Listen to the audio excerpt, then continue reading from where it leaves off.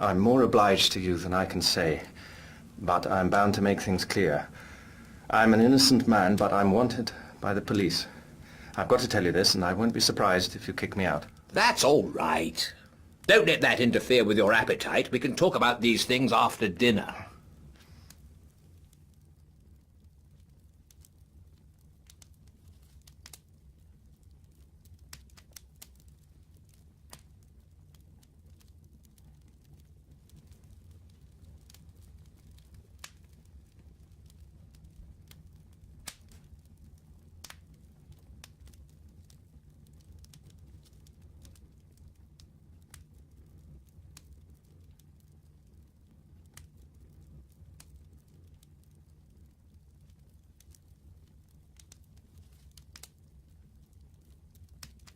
I've obeyed Harry's instructions, and the bribe he offered me was that you would tell me something to wake me up.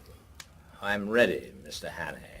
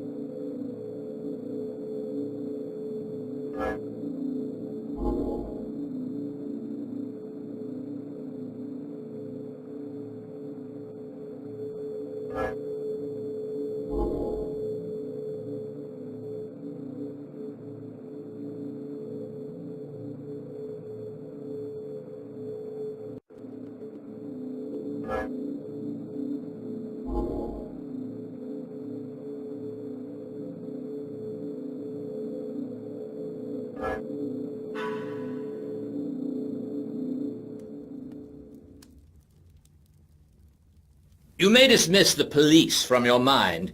You're in no danger from the law of this land. Great Scott! Have they got the murderer? No. But for the last fortnight, they've dropped you from the list of possibles. Why? Principally because I received a letter from Scudder. I knew something of the man, and he did several jobs for me. He was half crank, half genius, but he was wholly honest. Trouble about him was his partiality for playing a lone hand. That made him pretty well useless in any secret service. A pity, for he had uncommon gifts. I think he was the bravest man in the world, for he was always shivering with fright, and yet nothing would choke him off. I had a letter from him on the 31st of May. But he had been dead a week by then. The letter was written and posted on the 23rd. He evidently did not anticipate an immediate decease. His communications usually took a week to reach me, for they were sent undercover to Spain and then to Newcastle. He had a mania, you know, for concealing his tracks.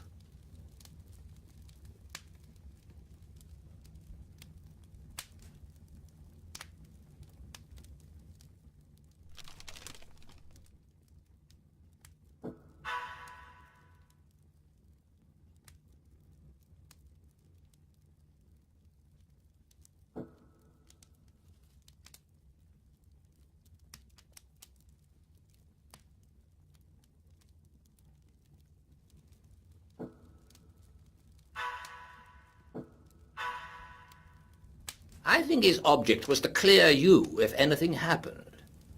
But when I got it, I went to Scotland Yard, went over the details of the inquest, and concluded that you were the friend. We made inquiries about you, Mr. Hannay, and found you were respectable.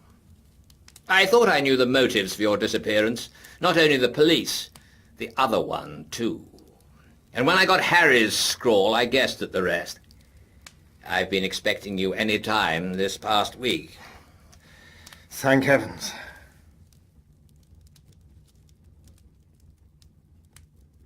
Now, let us have the little notebook.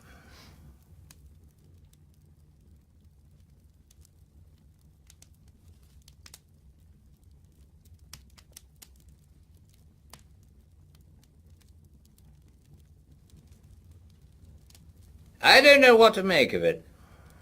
He's right about one thing. What is going to happen the day after tomorrow? How the devil can it have got known?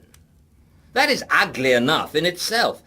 But all this about war and the Black Stone, it reads like some wild melodrama. If only I had more confidence in Scudder's judgment. Trouble about him was that he was too romantic. He had the artistic temperament and wanted a story to be better than God meant it to be. He had a lot of odd biases, too. Jews, for example, made him see red. Jews and the high finance. The Black Stone. Der Schwarze Stein. Yeah, it's like a penny novelette. And all this stuff about Karolides. That is the weak part of the tale, for I happen to know that the virtuous Karolides is likely to outlast us both. There's no state in Europe that wants him gone. Besides, he's just been playing up to Berlin and Vienna and giving my chief some uneasy moments.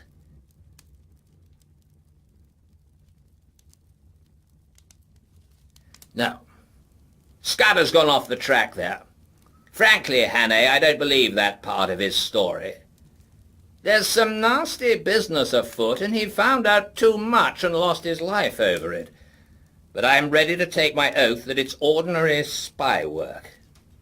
A certain great European power makes a hobby of her spy system, and her methods are not too particular.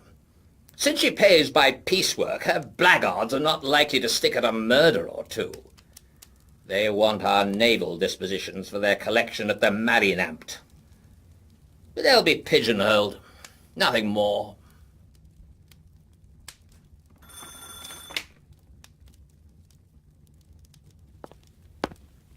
There's a trunk call from London, Sir Walter. It's Mr. Reith, and he wants to speak to you personally.